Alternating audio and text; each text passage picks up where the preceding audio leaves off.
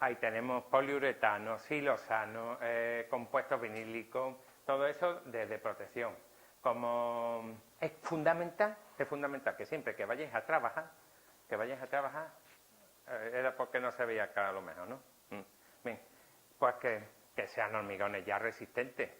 Un hormigón no se puede pintar, no se puede revestir con menos de 28 días, porque es que los álcalis que tiene lo van a tirar todo. Esa manera de correr, una vez que hemos reparado un mortero que hemos utilizado, fuera, a los 2 días, ya está, a pintar, lo tira todo. Esos álcalis que tiene tan fuertes atacan a las pinturas, atacan a otros revestidos. Hay que dejarles que sequen perfectamente, que fragüen. Tienen que tener una edad superior a 28 días. Que sean cohesivos, como mínimo que tengan una resistencia. Ahí, que no se nos venga, de como mínimo un newton milímetro cuadrado, que esté seco, que la superficie sea lo más homogénea posible y sobre todo que no tenga desencofrante, que no tenga grasa, que esté limpia, y si no, pues nosotros picamos, o ahora veremos algunos de los sistemas de limpieza que hay para que el producto que vaya a dar tenga una buena adherencia. Normalmente los que más estamos utilizando son las resinas. Tenemos resinas de poliéster, tenemos resinas epoxídicas, tenemos acrílicas, tenemos de poliuretano, casi todas de 2 componentes, en algunos casos hasta de 3 componentes. Son muy caras, son muy específicas y hay fabricantes magníficos. Eso sí, hay que coger el DIC, el documento de idoneidad técnica de esos productos, donde dicen cómo se deben de aplicar. Y por favor, seguid las reglas, sobre todo las de... no me sale la palabra, disculpadme, pero a la postre lo que quiero transmitiros es el tiempo de aplicación del producto. O sea, desde que yo mezclo mis 2 productos, cada fabricante le deja media hora, 1 hora, 2 horas. Hay algunos que dicen que tiene que estar media hora allí fraguando un poco y a partir de la media hora lo podéis colocar. Si no seguís eso, no queda bien. Son ya sistemas que además es que van variando anualmente o menos. Van sacando nuevos productos, como ahora vamos a ver algunos.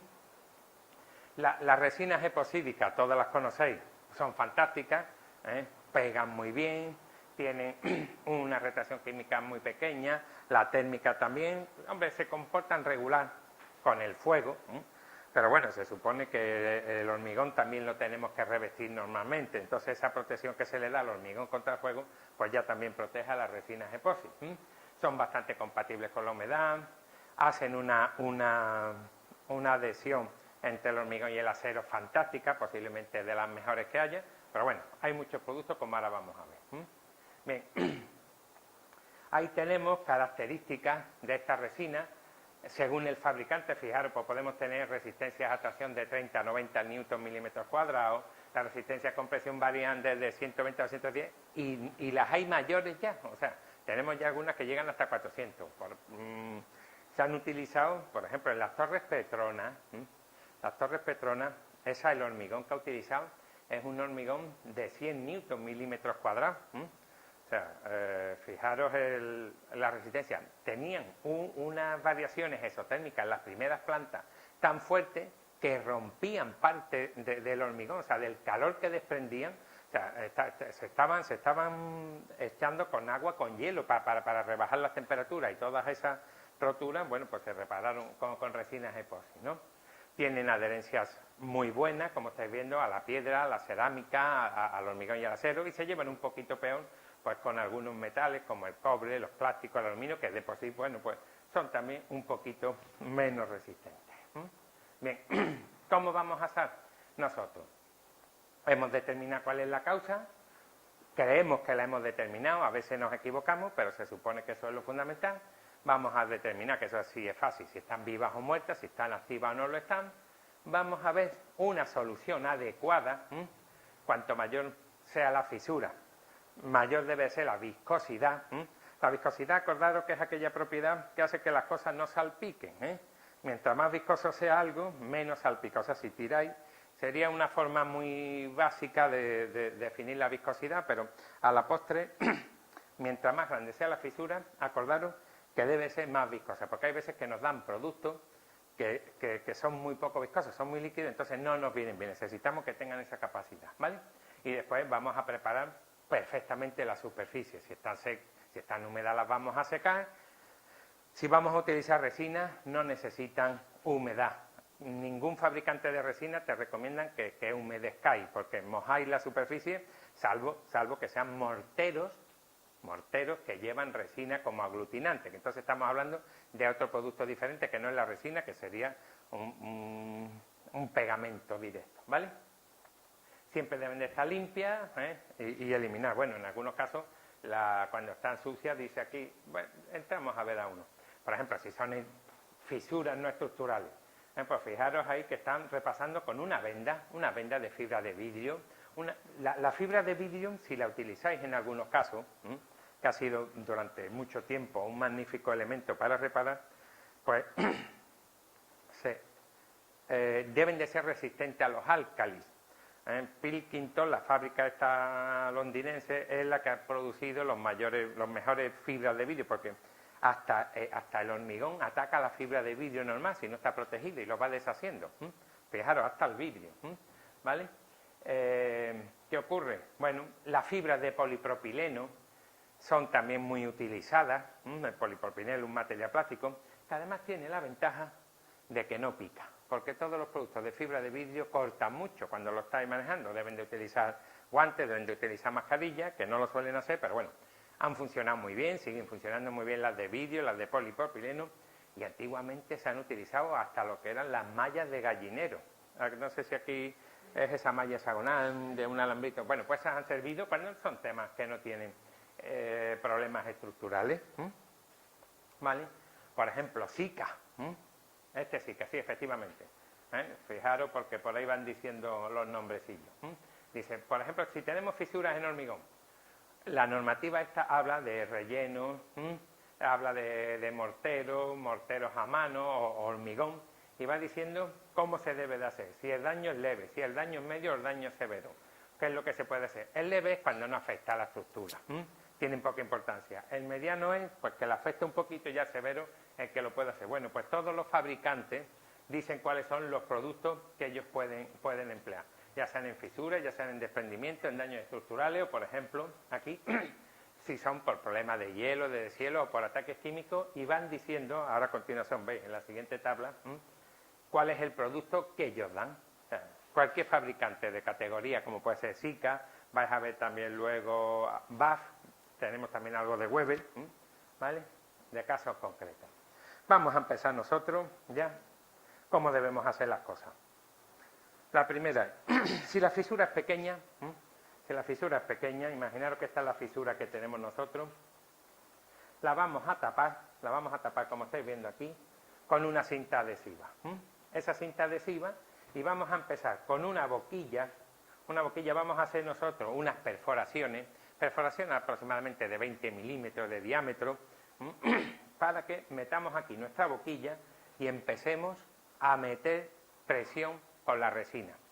Cuando esa presión, o sea, cuando la resina empieza a salir por esta, entonces ya paramos. Y ahora seguimos por esta otra vez. Y empezamos a rellenar hasta que nos sale por alguna de estas dos, o que nos salga por las dos. Y una vez que ya ha salido por aquí, que rebosa la resina, aquí ya paro. Vuelvo a poner la boquilla aquí y empiezo, y así voy siempre de arriba hacia abajo. Si la fisura es un poquito más grande, pues entonces lo que hago es que la descaro un poquito, la abro y pongo una capa superficial de resina, ¿vale? Que me sirva de tapón, que además esa capacidad de lente que tiene es muy fuerte. Y ahora vuelvo a hacer aquí abajo lo mismo que la otra vez. Empiezo a inyectar, porque hay veces que esa cinta es muy buena, que también la puedo hacer, hay cintas que resisten cierta presión, sino es que se me va a ir saliendo el líquido, ¿no? O sea, yo voy metiendo líquido y va a salir por cualquier sitio, Imaginaros que estáis metiendo agua, algo menos viscoso que el agua. Por ejemplo, ahí tenéis un caso concreto, todos esos tubitos blancos, esos son rellenos, o sea, son las boquillas. En algunos casos esas cintas son directamente la plastilina, ¿cómo le llamáis acá? Magnífico, tenemos el mismo juguete entonces. Pues ese se pone, bueno, y vosotros mismos lo vais aplicando allí y se encarga de que no nos vaya saliendo, ¿vale? Ahí tenéis las pistolas de inyección, en las que, dependiendo un poquito de la presión que necesitéis, tiene a veces una boquilla un poquito más fuerte, más compleja, pero bueno, ahí está. Por ejemplo, una muy normal, que no necesita de resina, por ejemplo, bueno, pues vamos a descarnar un poquito. Yo tengo aquí mi fisura y voy a coger 5 centímetros a cada lado, 5 centímetros a cada lado, y voy a profundizar. Voy a hacer un rebaje con una radial, con una máquina de corte. Voy a hacer aquí, bueno, la fisura puede que sea hasta más profunda, me da igual. Voy a recortar y voy a hacer aquí un cajeado, ¿vale? Ese cajeado voy a poner aquí una capa de un material que me permita un poquito de movimiento, como estamos viendo allí, un antiadherente, muchas veces un film de polietileno, una franjita ahí que tiene 10 centímetros, no pasa nada porque se venga un poco aquí a los lados, el dibujo es perfecto, pero allí hay muchas veces que necesitáis cosas que sean elásticas. Y ahora vamos a rellenar con un mortero, la vamos a tapar con un mortero directamente. Esto pueden ser pues 20, 30 milímetros, aproximadamente esto serían 50 milímetros si estamos trabajando todos milímetros, y ponemos aquí un material, un mortero que tenga un poquito de cal, suelen ser morteros elásticos, o ya morteros preparados por fabricantes que pueden ser mucho más elásticos que sería, ¿vale? Y ese en un momento dado pues nos tapa una fisura. Después debemos de dar el mismo tipo de protección, si es pintura, si lleva un revestido, el hormigón, imaginaros que lleva una capa de enfoscado, lleva algún, pues lo tenéis que igualar. Esa sería la más básica de todo.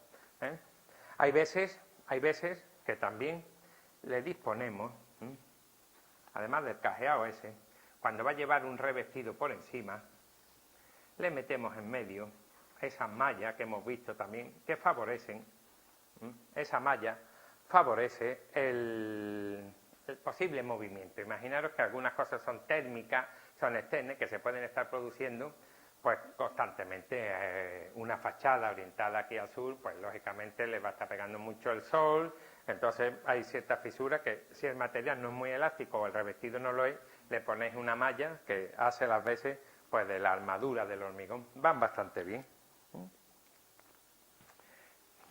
Ahí tenéis otro similar, en el que en este caso, bueno, pues decimos que se coloca uno muy elástico, ¿vale? Podemos pasar, por ejemplo, hay veces que nuestra fisura o nuestra capa exterior está sometida a unas presiones externas de calor y demás, y necesitamos crear una junta. Fijaros, me estoy moviendo mucho, me perdonáis, pero bueno, fijaros que nosotros mismos creamos una junta. Podemos centrar aquí una primera capa, o sea, una vez que hemos hecho el cajeado, colocamos una primera capa de un mástil, un betún.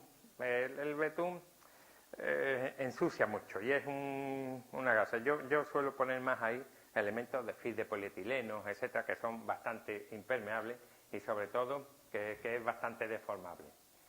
Voy a meterle un adhesivo tipo una resina epoxi para que una el nuevo mortero o el nuevo microhormigón con el viejo. Normalmente utilizamos microhormigones, se les llama microhormigones porque no utilizan áridos gruesos, pero nos lo dan ya preparado. A la postre son morteros muy resistentes, como mínimo que tengan la misma resistencia que el hormigón que tenía, o sea, o si es posible un poco más. Y le creamos esa junta, de tal manera que, bueno, ya hemos creado la junta, la hemos hecho nosotros. Si aquello se tiene que mover porque es una junta de dilatación, de contracción, de retracción, bueno, la tenemos nosotros controlada. Antes a lo mejor tenía un poco de sisá y era fea, y ahora nosotros hemos conseguido que sea un elemento más o menos lineal. Si en cambio la presión, imaginaros que tenemos un poco de presión de agua por dentro y demás, lo que hacemos es el cajeado en cola de Milano, que se le llama, ¿vale? Cuesta mucho trabajo porque estas aristas normalmente no quedan así, se nos desprenden porque ahí hay árido y quedan, bueno, pues no quedan esas aristas tan vivas en bisel. Esto queda bastante cochino, pero bueno, luego ya se reviste con ese mortero. Tiene el mismo sistema y utilizamos el mismo mortero, adhesivo, etcétera. Hay en algunas ocasiones que llevamos el recubrimiento ese que había puesto allí. O sea, en este caso ya pues no es necesario que esté tan cajeado, se puede hacer una abertura, normalmente a 45 grados, 60 grados suelen ir bastante bien. Ponemos un posible sellado, si es que hay algo de humedad, imaginaros que es un muro y que está filtrando algo de agua, bueno, pues ponemos ahí un sellante, colocamos el mortero normal y luego ya hacemos el recrecido. En este caso, hasta interesa mucho que esta capa quede muy rugosa para que se adhiera muy bien, ¿vale? Estos son, bueno, posibles fisuras, como las vamos a poder ir reparando de manera casi artesanal, sin necesidad de las grandes empresas. Hay veces que ya son fisuras más importantes, son fisuras estructurales, son fisuras que ya necesitan de una grapa, de un cogido, que es lo que estamos hablando aquí. Entonces, el proceso es el siguiente. Yo tengo aquí mi fisura y lo que voy a ir haciendo son unas perforaciones aproximadamente a 5 centímetros, también, 5 centímetros va bien, va a depender del tipo de fisura, va a depender si hay muchas o pocas, y luego, pero normalmente se intenta que no formen líneas paralelas, o sea, imaginaros que la siguiente fuera aquí, a unos 10-15 centímetros, depende un poquito también las tensiones que se puedan estar creando, el material con el que estemos haciendo, porque esto se utiliza también hasta para la fábrica de ladrillo, para las obras en hormigón, con que estén 10-15 centímetros tenemos más que de sobra, de 10 a 15 centímetros, pero no es conveniente que sean paralelas, o sea, que no formen, porque si las uno aquí luego todas así, me puede crear aquí una fisura similar, entonces las descuadro un poquito. ¿Veis lo que estoy haciendo? Pero ya no solo es que las descuadre en este sentido, sino que también además las pongo hasta así. Intento que no me formen plan. Voy cosiendo, pero muy mal cosido, como un surcido de los que me hago yo, un remiendo de los míos, no de esta gente que sabe meter perfectamente. De cirugía estética, nada. Nosotros aquí necesitamos que esto esté haciendo que trabaje mientras más espacio mejor, ¿vale? Entonces perforamos aproximadamente unos 20 milímetros, son diámetros de 20 milímetros y con un par de centímetros, que eso es lo que estáis viendo allí, ¿vale? Aquí estaría la fisura, nosotros perforamos aquí, y bien, vamos metiendo ahora unas grapas, bueno, me he equivocado un poquito, perdón, bueno, esa podría ser, pero lo normal es lo siguiente, que yo coja, aquí tengo mi fisura, y para que no se note mucho, el siguiente campo sería este.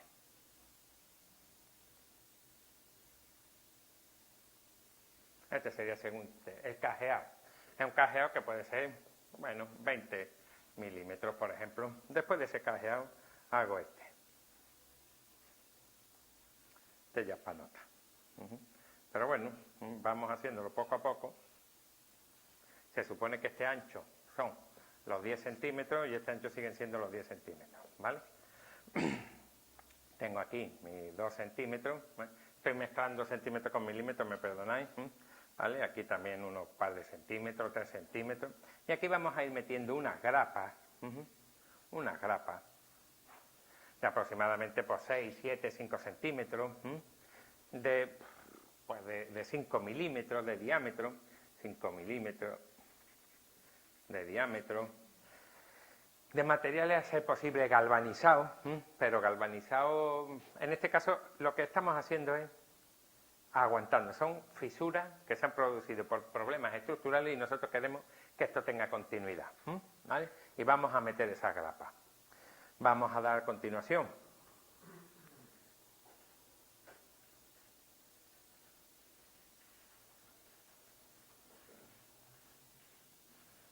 una capa de resina epoxi. Está aquí nuestra grapa, no le pasa nada a nuestra grapa metálica aquí, porque le leemos toda esta zona con una capa de pintura epoxídica.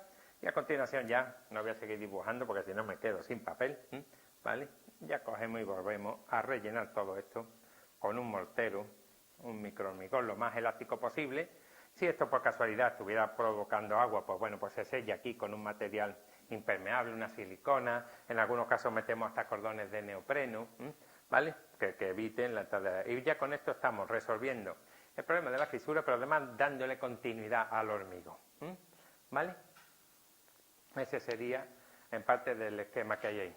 Hay veces que nos interesa crear una junta porque esa fisura ha salido ahí porque hay una junta, y entonces pues ya nos vamos a ese, que en vez de ser una grapa es una chapa de acero, como estáis hablando ahí, una banda metálica que está adhesivada, y le metemos en el intermedio una de relleno. ¿Vale? La banda metálica, ¿cómo sería? ¿Alguna planchuela o algún...? Sí, sí, de 1 milímetro, milímetro y medio de espesor, no necesita más. ¿Vale? No, esto, la mayoría de los fabricantes de juntas ya nos la traen perfectamente. En algunos casos son hasta de... ¿Cómo se llama este? Material. Son plásticas de polietileno reticulado. Nos las están trayendo ya, que además son mucho más flexibles. Depende de si nosotros queremos que tenga un carácter estructural, o sea, que esté juntando o no. Lo que nos interesa simplemente que una junta de retracción, pues que no nos entre el agua, que no se nos vea o que se nos ha fisurado y queremos protegerla un poquito más. ¿Vale?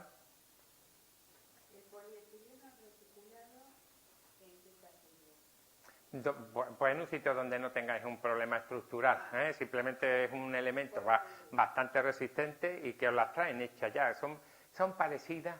El polietileno reticulado también nos lo venden muchas veces para que hagamos las aristas cuando estamos haciendo yeso, para las esquinas, para que queden perfectamente aristadas. Pues es un material muy similar, ¿vale? Si es que hay muchísimos, hay metales que están revestidos con plástico porque así se oxidan menos, ¿vale? Lo mejor, pues materiales galvanizados.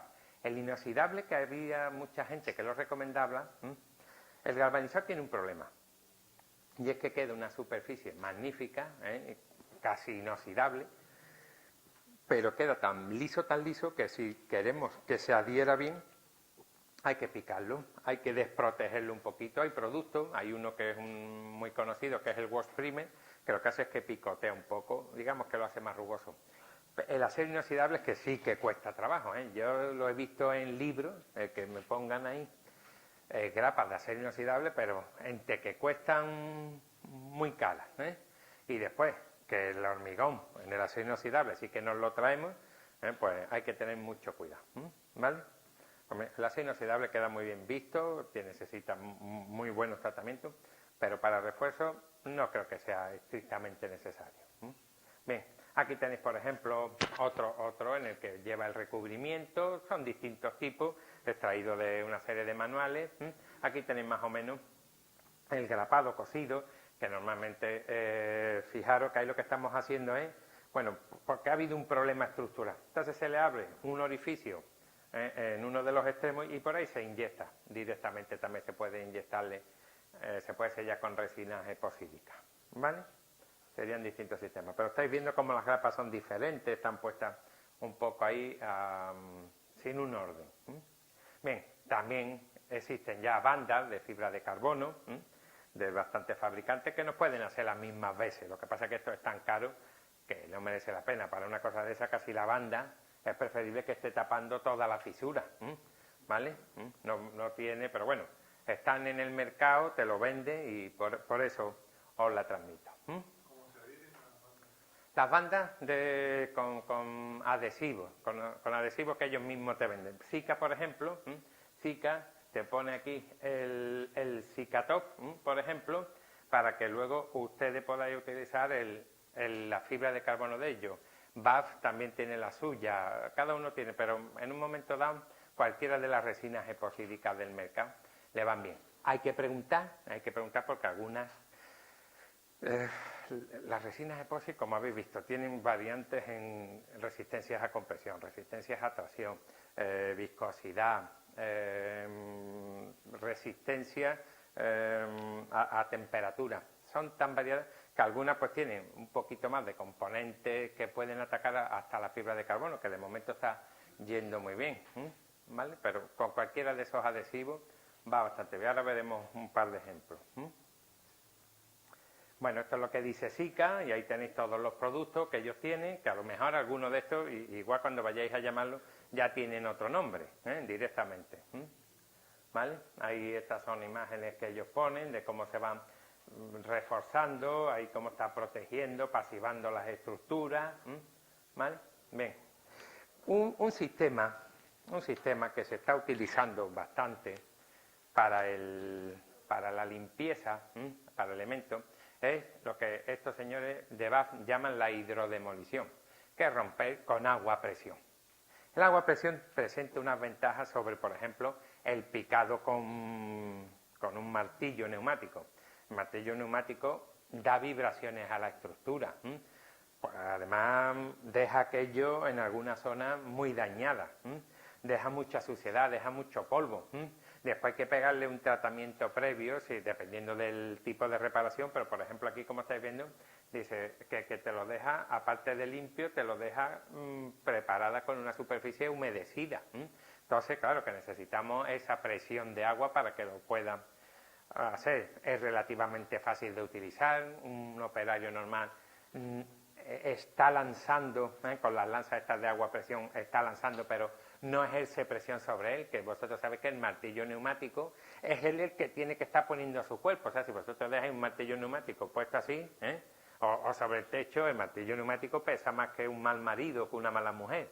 Entonces no podéis trabajar con él.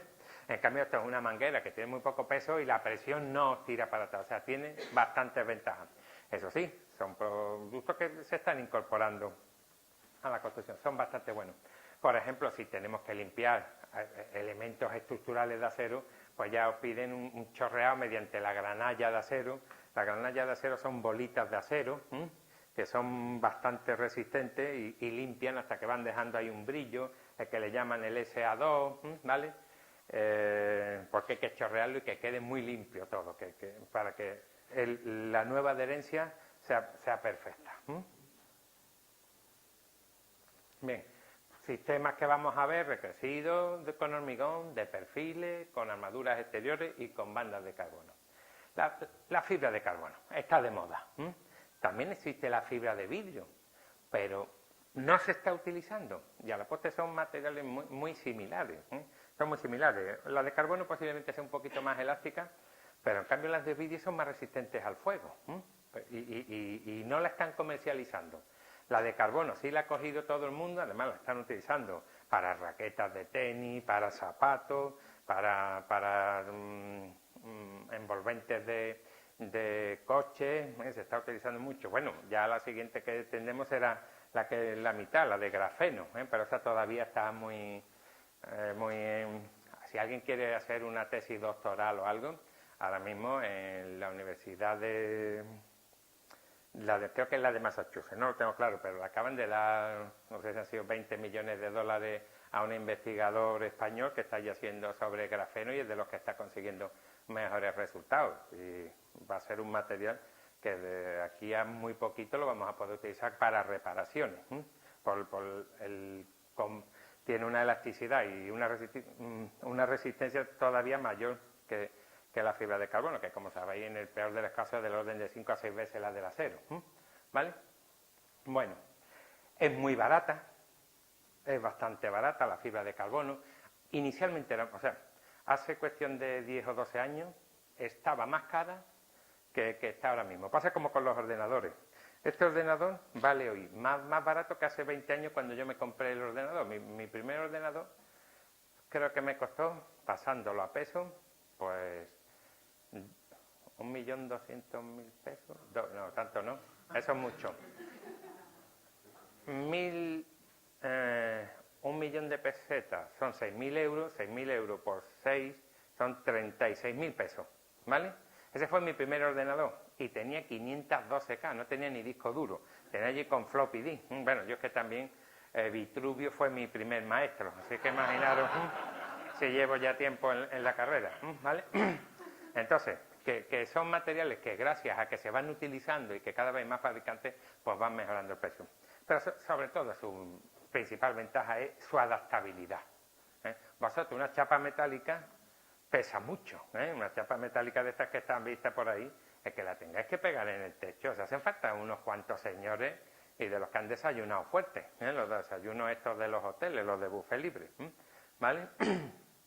Es sorprendente, cuando uno va y come más de la cuenta, pero bueno, hay que aprovechar, la vida es muy dura.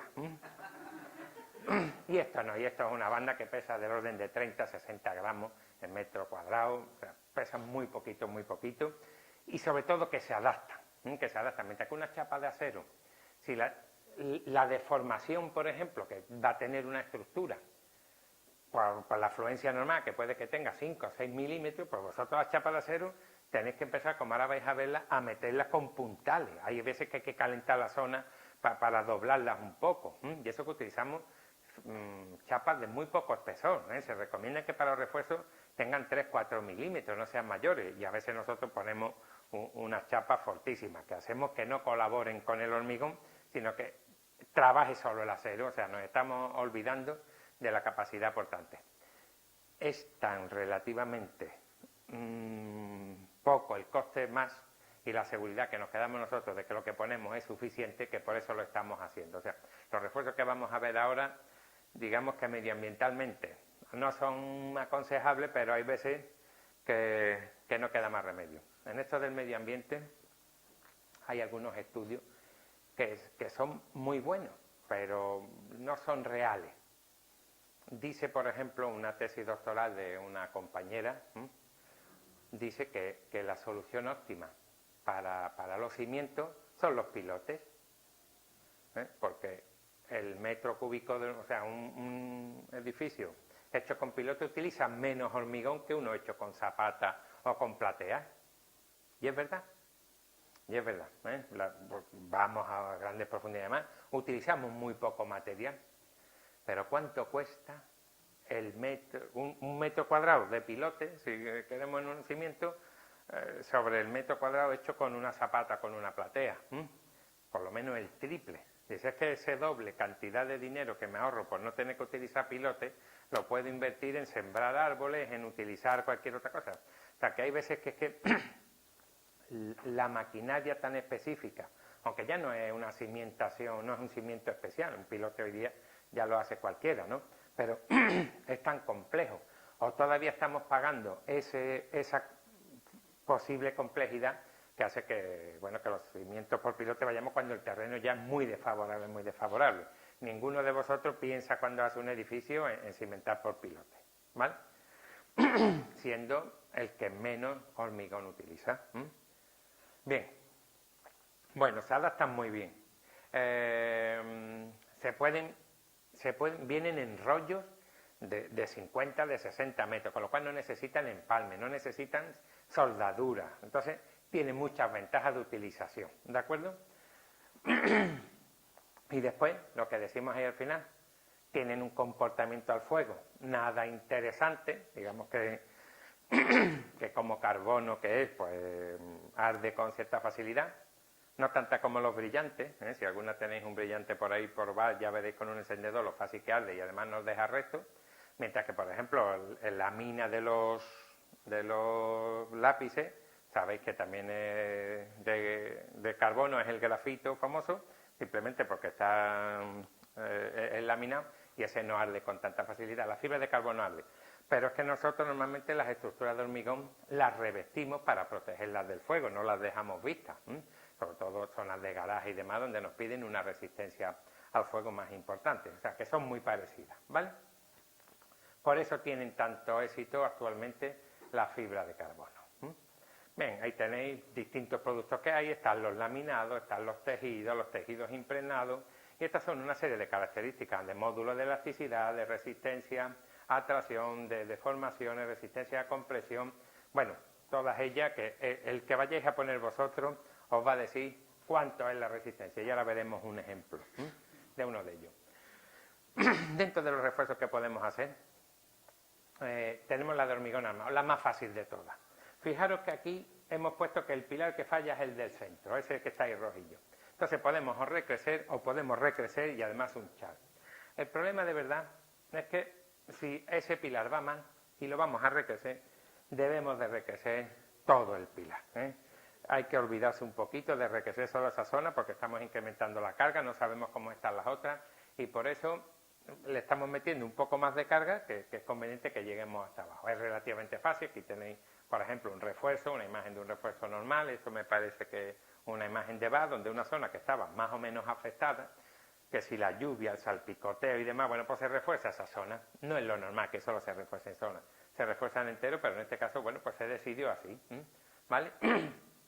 Fijaros, por ejemplo, bien porque esté falto de resistencia, porque se haya corroído las armaduras y demás, bien, pues sobre todo lo que estamos comentando debe de coger toda la armadura. El hormigón hay que picarlo, o hay que abujardarlo. ¿Conocéis lo que es la bujarda? La bujarda es un tipo, antiguamente, era un martillo que tiene una serie de puntas. Efectivamente, ¿vale?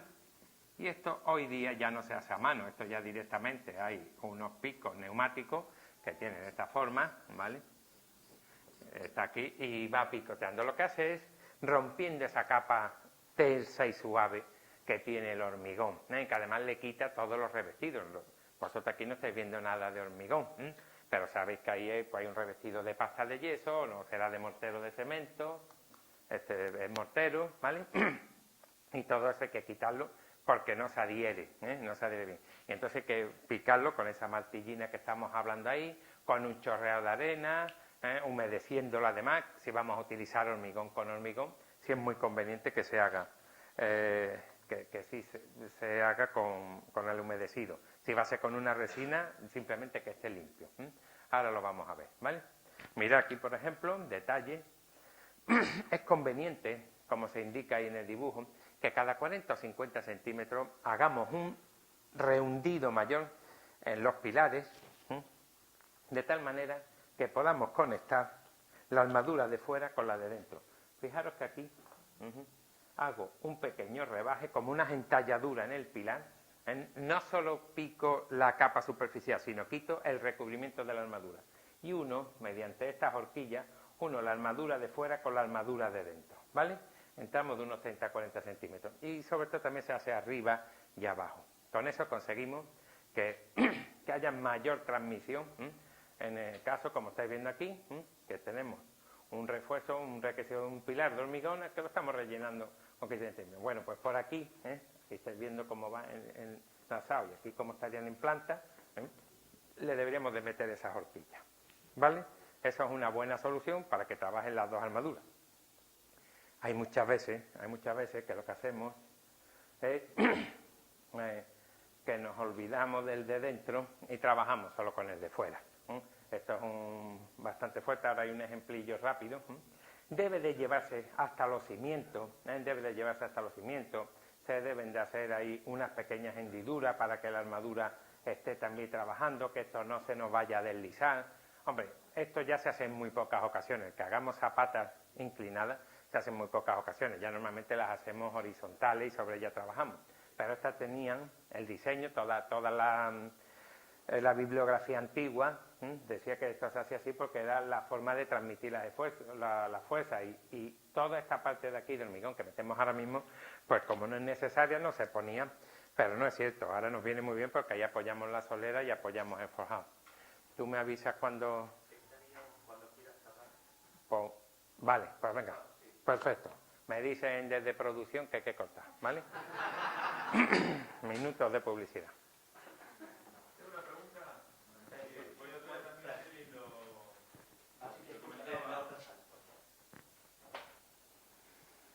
el otro día también Lili comentaba el regrueso de columnas, el refuerzo de columnas.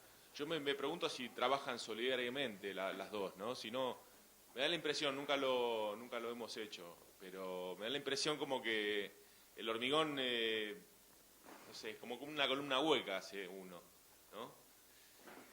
Los ensayos que se han hecho dicen que trabajan realmente, ¿vale? Solidariamente. Sí, muy solidariamente. Tiene que estar muy bien ejecutado, hay que poner la resina y realmente se han hecho muchos ensayos, el hormigón se viene trabajando, ha sido uno de los elementos sobre los que más se ha investigado y se han hecho pruebas de laboratorio de coger pilares de verdad y reforzarlos y si de verdad, y parece que sí. Además, no solo eso, que cuando se ha llevado al límite para rotura, las zonas que se han roto no han sido las de unión. La resina epoxi consigue que esos 2 centímetros, 1 centímetro a cada lado no rompa por ahí, pero rompa muy cerca, pero no donde estaba la unión.